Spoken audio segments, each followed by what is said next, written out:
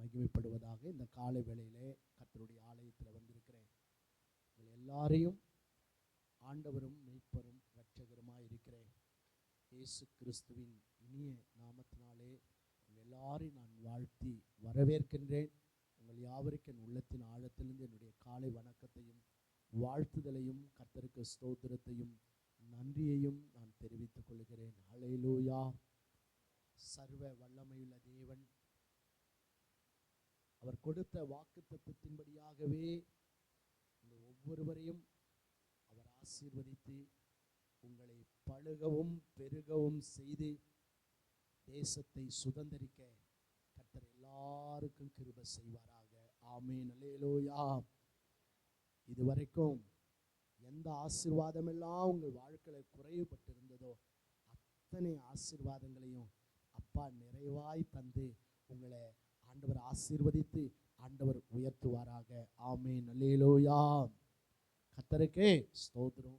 உங்கள் பக்கத்தில் இருக்கிறவங்கள பார்த்து சொல்லுங்க, கர்த்தருக்கு ஸ்தோத்திரம்னு சொல்லி கையை கொடுத்து அவங்கள பிளஸ் பண்ணுங்க. கர்த்தருக்கு ஸ்தோத்திரம். கர்த்தர் உங்களை சகல ஆசீர்வாதங்களாலும் ஆசீர்வதித்து தேவன் உங்களை பெருக செய்வாராக. ஆமென். ஹல்லேலூயா. ஆண்டவர் செய்வாரா செய்ய மாட்டாரா? எங்க பாஸ்டர் இருக்கிற சூழ்நிலையை பார்த்தா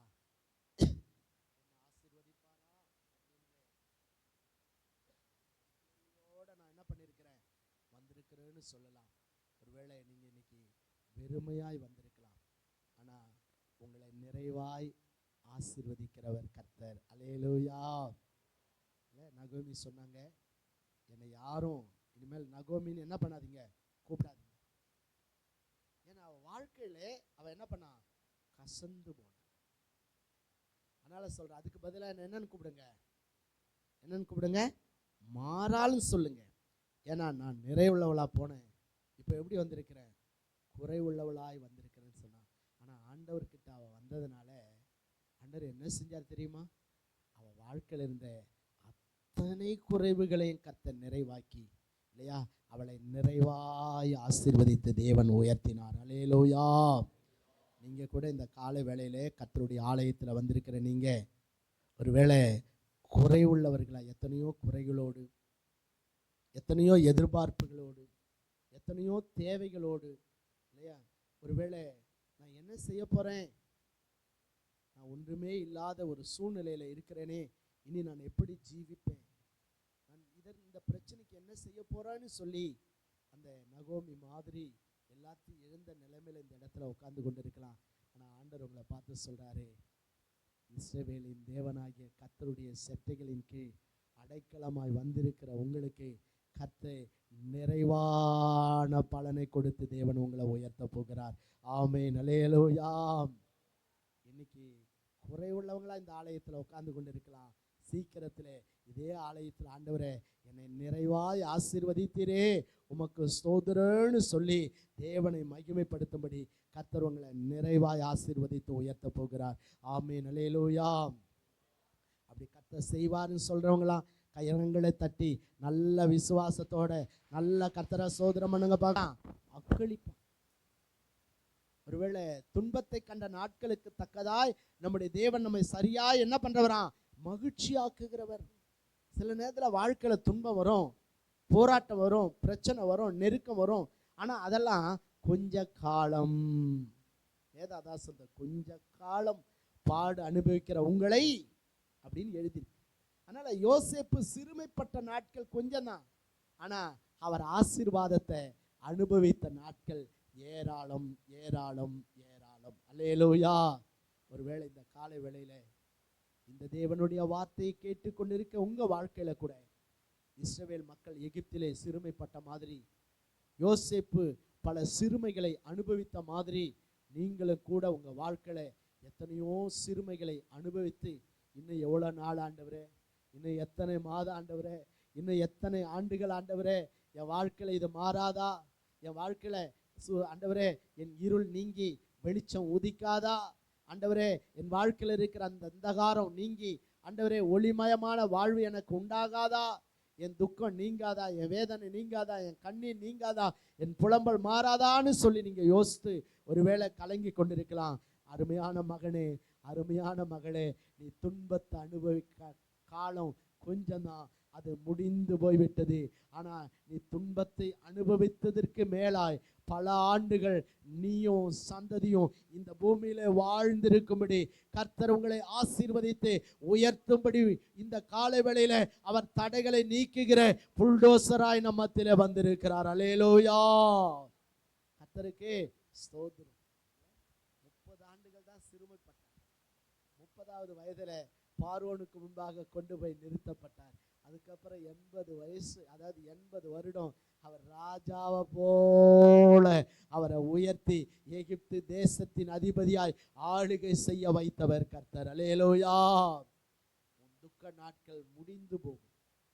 ஒருவேளை நீங்க கூட எத்தனையோ ஆண்டுகளாய், எத்தனையோ வருஷங்களாய், எத்தனையோ மாதமா பாஸ்டர் நான் சிறுமையை, வேதனையை, கண்ணீரை, துக்கத்தை அனுபவிச்சுட்டு இருக்கேன், இதுக்கு முடிவில்லையா? உன் துக்க நாட்கள் முடிந்து போகும். ஆமென். அல்லேலூயா. ஸ்தோத்திரம். ஏன் தெரியுமா? தேவன் நம்மை காண்கின்ற தேவன். உன் நிலைமை யாருக்கும் தெரியாம இருக்கலாம், யாரும் புரிஞ்சிக்காம இருக்கலாம். ஆனா உன்னை உண்டாக்கின ஆண்டவர் உன் சூழ்நிலையெல்லாம் அவர் மிகவும் நன்றாய் அறிந்திருக்கிறார். அல்லேலூயா. கர்த்தருடைய நாமத்துக்கே ஸ்தோத்திரம். இங்க யாத்திரையாமத்தில் வாசிக்கும் போது ஆண்டவர் சொல்றாரு, என் ஜனங்கள் படுகிற உபத்திரவத்தை நான் பார்த்து ஆளோட்டிகள் நிமித்த அவர்கள் இடுகிற கூக்குரலை கேட்டேன். கவனிங்க, நான் கேட்டேன். உன் கூக்குரல் ஆண்டவர் கேட்கிறார். உன் அங்கலாய்ப்பை தேவன் அறிந்திருக்கிறவர். உன் கண்ணீரை தேவன் காண்கிறவர். உன் இதயத்தின் ஏக்கத்தை, மன குமுறல்களை தேவன் அறிந்திருக்கிறவர். சொல்றாரு, நான் பார்த்தேன், நான் கேட்டேன். அதனால நான் என்ன பண்ணிருக்கிறேன்? என் ஜனங்களை விடுதலையாக்கும்படிக்கு நான் ஆபிரகாம், ஈசாக்கு, யாக்கோபோடு பண்ணின உடன்படிக்கையை நினைவு கூர்ந்து நான் என்ன பண்ணிருக்கிறேன்? என் ஜனங்களை விடுதலையாக்கும்படிக்கு மோசே உன்னை அனுப்புறேன், நீ போ என்று சொல்லி பார்வோனிடத்துக்கு மோசேய தேவன் அனுப்புகிறார். அல்லேலூயா. அவன் சொல்றான், நான் அனுப்ப மாட்டேன், நான் விடுதலையாக்க மாட்டேன், இந்த ஜனங்க இன்னும் அடிமையா தான் இருக்கணும். ஒரு மனுஷன் ரட்சிக்கப்படுறதுக்கு முன்னாடி இந்த உலகத்துல எப்படி இருக்கான்? ஒரு அடிமையை போல இருக்கிறான். இயேசுவை தன்னுடைய சொந்த தெய்வமாய் ஏற்றுக்கொள்ளாத வரைக்கும் பாவத்துக்கு, பிசாசுக்கு, உலகத்துக்கு அவன் அடிமைப்பட்டவனாக இந்த உலகத்துல சிறுமையும், வேதனையும், கண்ணீரும், துக்கத்தையும் மனிதன் அனுபவித்துக் கொண்டிருக்கிறான். அல்லேலூயா. கர்த்தருக்கே ஸ்தோத்திரம். நாமெல்லாம் கூட ரட்சிக்கப்படுறதுக்கு முன்னாடி என்ன இருந்தோம்? அடிமையா தான் இருந்தோம். யோசிச்சு பாருங்க, கண்ணீர்ல தான் இருந்தோம், கைவிடப்பட்ட நிலைமையில தான் இருந்தோம். பார்வோன் அன்றைக்கு இஸ்ரவேல் ஜனங்களை ஒடுக்கின மாதிரி இல்ல, சாத்தான் பல விதத்துல உங்கள் வாழ்க்கையில வேதனையை, துன்பத்தை, கண்ணீரை உங்களுக்கு கொடுத்து உங்களை பாவத்தினாலே சிறை பிடித்திருந்தான். ஆனா ஆண்டவர் பாருங்க, அந்த ஜனங்களை விடுதலையாக்கும்படி அந்த தேசத்துல 10 விதமான வாதைகளை கர்த்தர் என்ன பண்றாரு? அனுப்புகிறார். ஏன் அனுப்புனாரு? கர்த்தர் தான் தெய்வன்றத பார்வோனும் எகிப்து தேசம் என்ன பண்ணும்? அறிய வேண்டும். பார்வோன் என்பது, அதாவது அந்த தேசத்தை ஆளக்கூடிய எல்லா அரசர்களுக்கும் கொடுக்கக்கூடிய பொது பெயர். பல எகிப்த பல ராஜாக்கள் அரசாட்சி செய்கிறார்கள். எல்லாருக்கும் பேர் என்னதான்? பார்வோன் தான். யோசேப்பை அறிந்த பார்வோன் இருக்கிற வரைக்கும் அந்த தேசத்துல இஸ்ரவேல் மக்கள் என்ன பண்ணாங்க? சுகமாய் வாழ்ந்தார்கள். ஆனா யோசேப்பை அறியாத ஒரு புதிய ராஜன் தோன்றினான். அவன் பார்க்கிறான், இந்த ஜனங்க தேசத்துல பலுகி பெருகுகிறார்கள், தேசம் அவர்களால் நிரம்புகிறது. அதனால இவங்க பெருகாதபடிக்கு நான் ஒரு உபாயம் பண்ண வேண்டும். இந்த நாட்கள் அப்படிதான் என்ன பண்ணுதுங்க? நடக்கு. ஆமாவா இல்லையா? ஆமான்னு சொல்றவங்களாம் கையை உயர்த்து ஒரு அல்லேலூயா சொல்லுங்களா. ஆனா உங்க பெருக்கத்தை, உங்க உயர்வை, உங்க ஆசீர்வாதத்தை இந்த உலகத்துல தடுக்கிறதுக்கு ஒருவனாலும் கூடாது. அல்லேலூயா.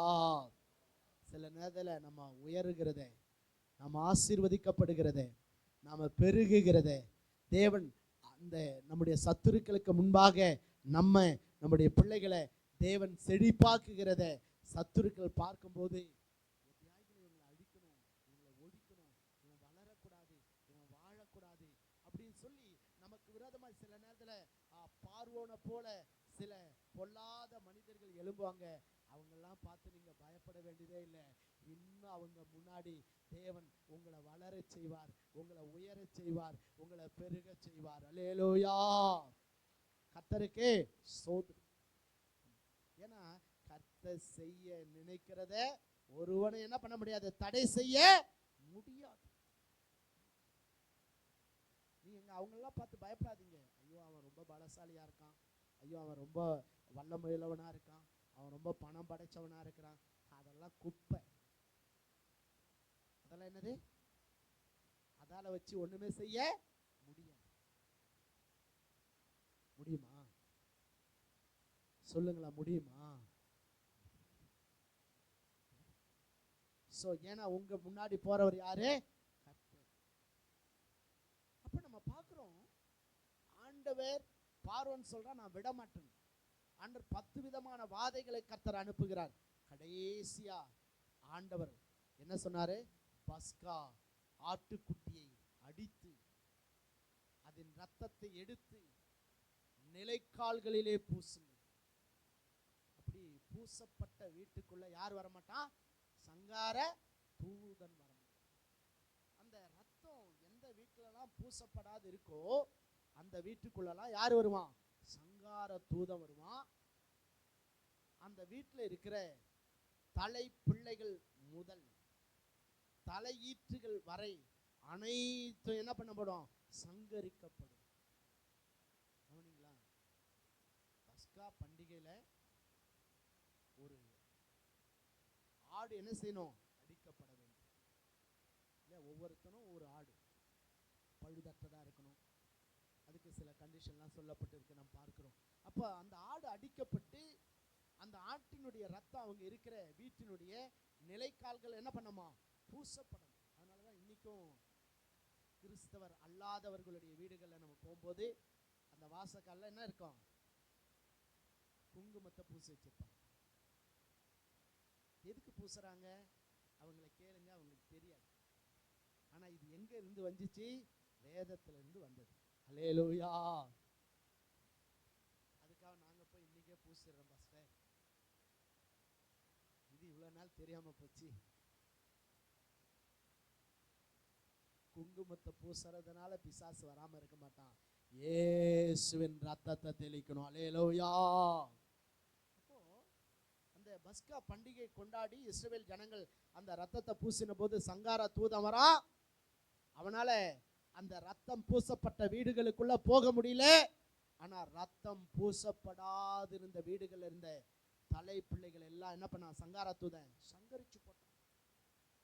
அவங்க வீடுகள்ல இருந்த மிருகங்களிலே தலையீற்றுகள் எல்லாம் என்ன செய்யுதான்? கொல்லப்பட்டு போனது.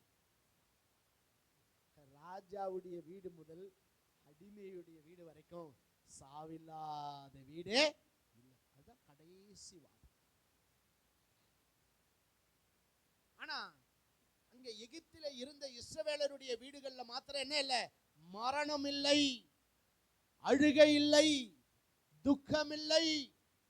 ஏன்? அவங்க வீடுகள்ல என்ன பூசப்பட்டிருக்கு? ரத்தம் பூசப்பட்டிருக்கிறது.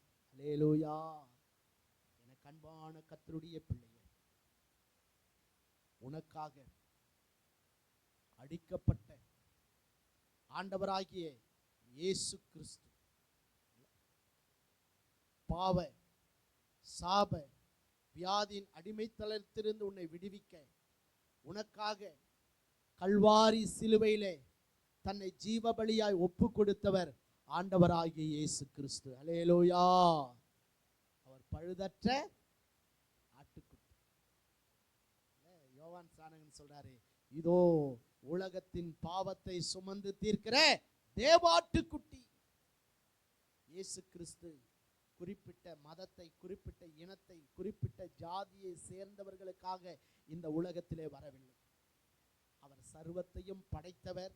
அவர் சகல ஜாதிகளையும் பாவத்தினின்று, சாபத்தினின்று, பாவத்தின் அடிமைத்தனத்திலிருந்து, பிசாசின் பிடியிலிருந்து விடுவிக்கும்படியாக இந்த பாவ உலகத்துக்கு பரிசுத்தமுள்ள தேவன் வந்தார். அல்லேலூயா. எப்படி அன்னைக்கு ஆடு அடிக்கப்பட்டதோ அந்த மாதிரி இந்த உலகத்தில் இருக்கிற எல்லா மனிதனுடைய பாவத்தை, சாபத்தை போக்கும்படியாய் கொல்கதா சிலுவையிலே, கல்வாரி மேட்டிலே நேசர் ஆண்டவராகிய இயேசு கிறிஸ்து இந்த உலகத்தின் பாவத்தை சுமந்து தீர்த்தவராக அங்கே அவர் இந்த மனுக்குலத்தினுடைய பாவத்துக்காக அவர் தன்னுடைய ரத்தத்தை சிந்துகிற சோதர தேவாட்டு குட்டியாக கல்வாரி சிலுவையிலே தன்னுடைய ரத்தத்தை எல்லாம் இந்த மனுக்குலத்தின் பாவத்துக்காக சிந்தின பரிசுத்த ஆட்டுக்குட்டியாய் இயேசு காணப்படுகிறார். அல்லேலூயா. ஆமா, அவருடைய ரத்தம் தான் நமக்கு மீட்பு. அவருடைய ரத்தத்தினாலதான் நமக்கு பாவ மன்னிப்பு. அவருடைய ரத்தத்தினாலதான் நமக்கு பாதுகாப்பு. அவருடைய ரத்தம் தான் அன்றைக்கு சோதர சங்கார தூதனுக்கு இஸ்ரவேலருடைய வீடுகளை தப்புவித்தது போல அவருடைய ரத்தத்தினாலே நமக்கு அடைக்கலமும் பாதுகாப்பும், நமக்கு பாவ மன்னிப்பும், நமக்கு பரலோக பாக்கியமும் உண்டு. அல்லேலூயா. ஆமா, உனக்காக ஒரு பஸ்கா ஆட்டுக்குட்டி அடிக்கப்பட்டிருக்கிறது. நீ பார்வோனின் அடிமைத்தனத்திலிருந்து விடுவிக்கப்படணும்னா ஒரு பஸ்கா ஆட்டுக்குட்டி என்ன பண்ணும்? அடிக்கப்படணும். உன் வீட்டுல ரத்தம் பூசப்படணும். இன்னைக்கு இந்த உலகம் பார்வோனுக்கு ஒப்பனையா இருக்கிறது. இந்த உலகத்திலே பிசாசு உன்னை பாவத்துக்கு, சாபத்துக்கு, வியாதிக்கு, பலவிதமான துன்பத்துக்கு உன்னை ஆளாக்கி உன்னை கொன்று உன்னை பாதாளத்துக்கு கொண்டு போக கூடாது என்று நீ விரும்புவாயானால் நீ எங்க ஓடி வந்துடணும்? இயேசுவின் ரத்தத்தின் அடைக்கலத்துக்குள்ளாய் நீ ஓடி வந்து விட வேண்டும். அல்லேலூயா.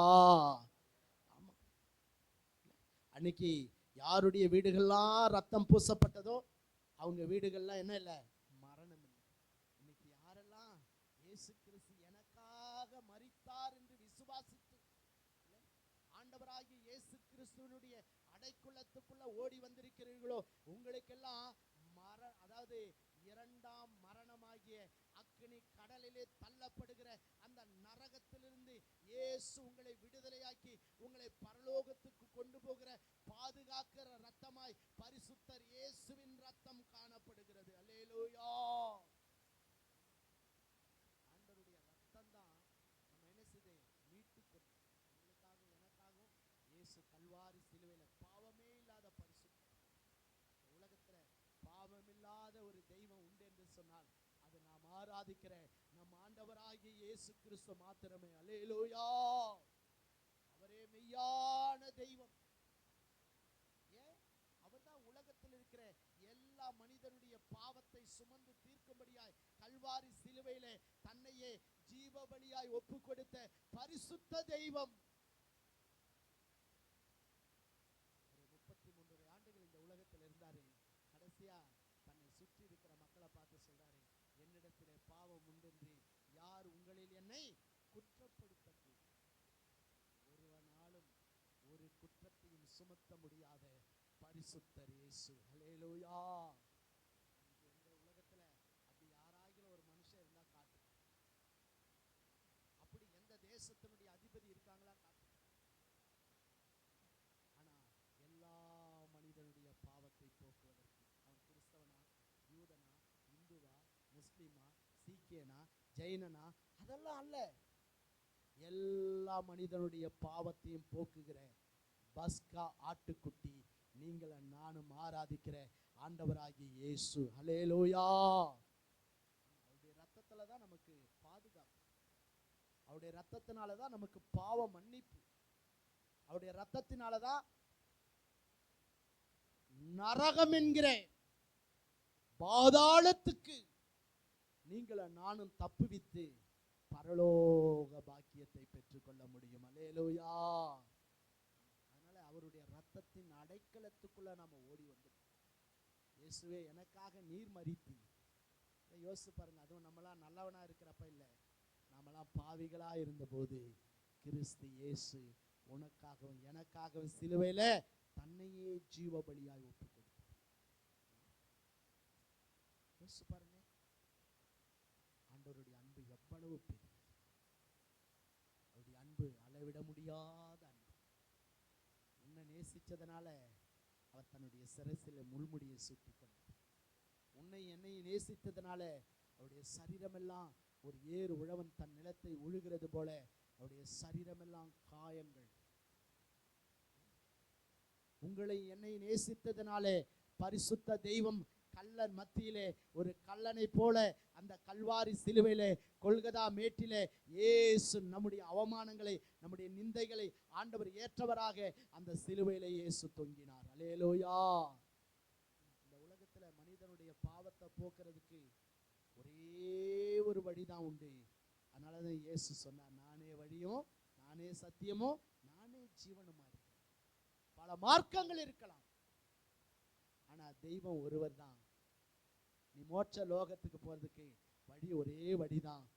உனக்காக சிலுவையில மரித்த அந்த ஆண்டவராகிய இயேசு கிறிஸ்து உன் இரட்சகராய் ஏற்றுக்கொண்டு அவருடைய ரத்தத்தின் அடைக்கலத்துக்குள்ள நீ ஓடி வருவதை தவிர இந்த உலகத்துல மனிதனுக்கு பாதுகாப்பு வேற எதுவுமே கிடையாது. அவர்தான் மெய்யான தெய்வம். ஆகவே நாம் பார்க்கின்றோம், அவர் உன்னுடைய பாவங்களுக்காக மாத்திரல்ல, உன்னுடைய சாபங்களுக்காக இயேசு மரித்தார். இந்த உலகத்துல சாபத்தை போக்குறதுக்கு ஏதாவது வழி இருக்கா அப்படின்னு கேட்டா ஒரு வழியுமே கிடையாது. ஒரே ஒரு வழி ஆண்டவராகிய இயேசு கிறிஸ்து மாத்திரமே. அல்லேலூயா, அல்லேலூயா. கர்த்தருடைய பரிசுத்த நாமத்துக்கு ஸ்தோத்திரம். அவருடைய ரத்தம் தான் மனுக்குலத்தினுடைய பாவத்தை போக்க முடியும். அதனாலதான் கலாத்தியர் 3ஆம் அதிகாரத்துல நம்ம வாசிக்கிறோம், மரத்திலே தூக்கப்பட்டவன் எவனும் சபிக்கப்பட்டவன் என்று எழுதியிருக்கிறபடி கிறிஸ்து நமக்காக சாபமாகி நியாயப்பிரமாணத்தின் சாபத்துக்கு நம்மை நீங்களாக்கி மீட்டு கொண்டார். அல்லேலூயா.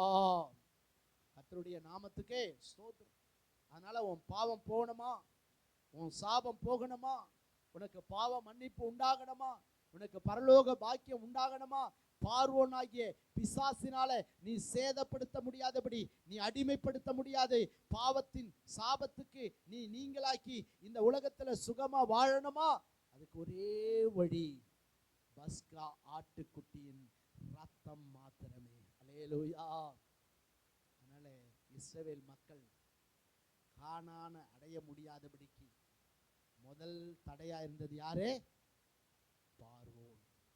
அந்த பார்வோனுடைய தடையை கர்த்தர் உடைப்பதற்கு இஸ்ரவேல் மக்கள் எதனால விடுதலையாக்கப்பட்டாங்க?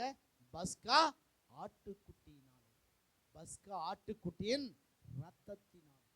அதனாலதான் நம்ம ஒவ்வொரு மாதமும் ஆண்டவருடைய பந்தியில பங்கு பெறுகிறோம். ஏன்னா அந்த பஸ்கா ஆட்டுக்குட்டியினுடைய ரத்தத்தை நாம் நினைவு கூர்ந்து தேவனுக்கு நன்றி சொல்ல. அல்லேலூயா. அந்த பஸ்கா ஆட்டுக்குட்டியின் ரத்தத்தை நாம புசிக்கும் போது நமக்கு ஜீவனை ஆண்டவர் கொடுக்கிறார். அவருடைய ரத்தத்தை புசிக்கலன்னா அவனுக்குள்ள என்ன இல்லையா? ஜீவன் இல்லை, அவனுக்குள்ள மரணம் இருக்குன்னு அர்த்தம். சில நேரத்தில் ரட்சிக்கப்பட்டோம், ஞானஸ்தானம் பெற்றோம், சிலரெல்லாம் திருவிருந்தில பங்கு பெறாத துணிகரமா போறீங்க. நீ ஆண்டவருடைய ரத்தத்துல பங்கு பெறனா உனக்குள்ள என்ன இல்லை? ஜீவன் இல்லை. ஆண்டவரிடத்துல உனக்கு பங்கு இல்லை என்று சொல்லி அர்த்தம். சில ரட்சிக்கப்பட்டோம், சில மாதங்கள் திருவிருந்த மிஸ் பண்ணிடுறீங்க. நோ, ஆண்டவர் சொன்னாரு, நான் வருகிற நாள் வரையிலும் என்னை நினைவு கூறும்படி என்ன பண்ணுங்க, இதே செய்யுங்கள் என்று சொன்னார். அதனால ஒரு மாதமும் நம்ம ஆண்டவருடைய ரத்தத்தையும் ஆண்டவருடைய சரீரத்தையும் புசிக்காத நம்ம என்ன பண்ணக்கூடாது? நிர்விசாரமா இருந்து விடவே கூடாது. அந்த ரத்தம் நம்மை பாதுகாக்கும், நம்மை ஆசீர்வதிக்கும், நமக்கு பாவ மன்னிப்பை தரும், நமக்கு பரலோக பாக்கியத்தை தரும். பார்வோனை போன்ற பிசாசின் அடிமைத்தனத்திலிருந்து உங்களுக்கும் எனக்கும் விடுதலையை, மீட்பை அளித்து நமக்கு பரலோக பாக்கியத்தை கொடுக்கும். அல்லேலூயா. அதனால பார்வோனின் அடிமைத்தனத்திலிருந்து விடுதலையாக்கணும்னா அதுக்கு என்ன வேணும்? பஸ்கா ஆட்டுக்குட்டியின் ரத்தம் வேணும். பாருங்க, அதனாலதான் சில நேரத்தில் இயேசுவின் ரத்தம் ஜெயன்னு சொன்னா பிசாசு என்ன பண்றான்? பயப்படுறான். இயேசுவின் ரத்தத்தை தெளிக்கிறேன்னு சொன்னா வியாதிகள் சுகமாகிறது. இயேசுவின் ரத்தம் அப்படின்றத கேட்டாலே பிசாசு என்ன பண்ணுவான்? நடுநடுங்குவான்.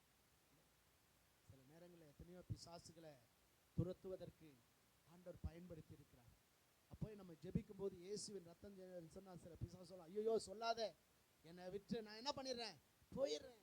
ஏன்னா உனக்கு இயேசுவின் ரத்தத்தின் வல்லமை தெரியாது, ஆனா சாத்தானுக்கு இயேசுவின் ரத்தத்தின் வல்லமை தெரியும். அல்லேலூயா, கர்த்தருடைய நாமத்துக்கு ஸ்தோத்திரம். ஆகவேதான் இயேசுவின் ரத்தம் ஜெயம் என்று நாம் சொல்லுவோம். கர்த்தருடைய நாமத்துக்கு ஸ்தோத்திரம். அதனால பார்வோன் அந்த ஜனங்களை அடிமைப்படுத்தி சிறுமைப்படுத்தி அவர்கள் ஜீவனை கசப்பாக்கினது போல இந்த உலகத்திலே பிசாசும் வாழ்க்கையும் கூட அப்படி சிறுமைப்படுத்தி துன்பத்திலே, கண்ணீரிலே, வேதனையிலே, துக்கத்திலே உன்னை வைத்திருக்கலாம். ஆனா உன்னை விடுதலை ஆக்குவதற்காகத்தான் பஸ்கா ஆட்டுக்குட்டி உனக்காக கொல்கதா மேட்டிலே கல்வாரி சிலுவையிலே உனக்காய் பழுதற்ற பலியாய் தன்னை ஒப்பு கொடுத்தார். அவருடைய ரத்தத்தினாலே உனக்கு விடுதலை உண்டு, அவருடைய ரத்தத்தினாலே உனக்கு மீட்பு உண்டு, அவருடைய ரத்தத்தினாலே உனக்கு பரலோக பாக்கியம் உண்டு. ஒருவேளை இதை கேட்டும் இன்னும் ஆண்டவருடைய ரத்தத்தின் அடைக்கலத்துக்குள்ள நீ ஓடி வராம இருப்ப அப்படின்னு சொன்னா உனக்கு பாதுகாப்பு இல்லை, பார்வோனுடைய அடிமைத்தனத்திலிருந்து உனக்கு விடுதலை இல்லை, மரணம் என்கிற நரகத்தின் பிடியிலிருந்து நீ தப்பவே முடியாது. ஆகவே இன்றே ரட்சணை. ஒருவேளை இதுவரைக்கும் நான் ஞானஸ்தானம் எடுக்கல அப்படின்னா சீக்கிரத்துல உன்னை ஞானஸ்தானம் எடுக்க ஒப்புக்கொடு. அப்பதான் சாத்தான் மேல உனக்கு அதிகாரம் இல்லை, அப்பதான் பிசாசனால உன்னை என்ன பண்ண முடியாது, அடிமைப்படுத்த முடியாது. நீ ஞானஸ்தானம் பெறாத வரைக்கும் சாத்தான் உன்னை அடிமைப்படுத்தி வைக்கிறான். உலகம், மாமிசம், பிசாசு உன்னை தீட்டுப்படுத்தி உன்னை எப்படி ஆகிலும் பாதாளத்துக்கு கொண்டு போகணும்னு சொல்லி எத்தனையோ வழியில சாத்தான் உனக்கு எதிராய் போராடி கொண்டிருப்பான். அவனை நீ மேற்கொள்ளணும் அப்படின்னு சொன்னா அதுக்கு ஒரே வழி இயேசுவின் ரத்தம். ஆக ஞானஸ்தானம் பெறாத பிள்ளைங்க ஞானஸ்தானம் பெறுவதற்கு உங்களை ஒப்பு கொடுங்க. இனியும் ஆண்டவருடைய அடைக்கலத்துக்குள்ள ஓடி வராம நீ வெளியே இருப்பிரானால் பார்வோன் போன்ற பிசாசின் பிடியினாலே நீ